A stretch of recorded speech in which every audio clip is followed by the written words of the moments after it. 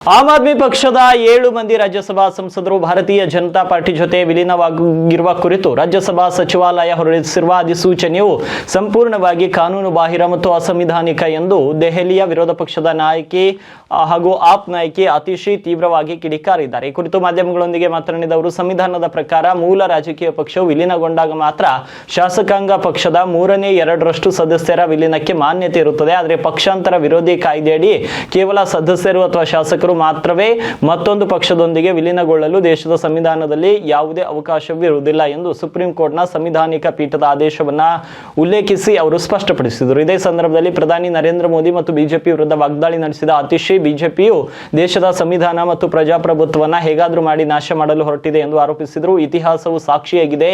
ಅನ್ಯಾಯ ಮತ್ತು ದೌರ್ಜನ್ಯಗಳು ಮಿತಿ ಮೀರಿದಾಗ ಅದನ್ನು ಕೊನೆಗಾಣಿಸುವ ಶಕ್ತಿಯೊಂದು ಉದಯಿಸುತ್ತದೆ. ಪ್ರಸ್ತುತ ಬಿಜೆಪಿ ಮತ್ತು ಮೋದಿ ಅವರ ರಾಜಕೀಯ ಅಂತ್ಯದ ಕಾಲ ಹತ್ತಿರ ಬಂದಿರುವುದರಿಂದಲೇ ಅವರ ದೌರ್ಜನ್ಯಗಳು ಹೆಚ್ಚಾಗಿವೆ ಎಂದು ಅವರು ಗುಡುಗಿದ್ದಾರೆ. ಇನ್ನು ಆಪ್ ಸಂಸದ ಸಂಜಯ್ ಸಿಂಗ್ ಅವರು ಈ ಮೊದಲೇ ಈ ವಿಲೀನದ ಅಸಿಂಧುತ್ವದ ಬಗ್ಗೆ ರಾಜ್ಯಸಭಾ ಸಚಿವಾಲಯಕ್ಕೆ ಮಾಹಿತಿ ನೀಡಿದರೂ ಸಹ ಅಧಿಸೂಚನೆ ಹೊರಡಿಸಿರುವುದು ಪ್ರಜಾಪ್ರಭುತ್ವ ವಿರೋಧಿ ಕ್ರಮ ಎಂದು ಆತಿಶ್ ಅವರು ಆಕ್ರೋಶ ವ್ಯಕ್ತಪಡಿಸಿದರು.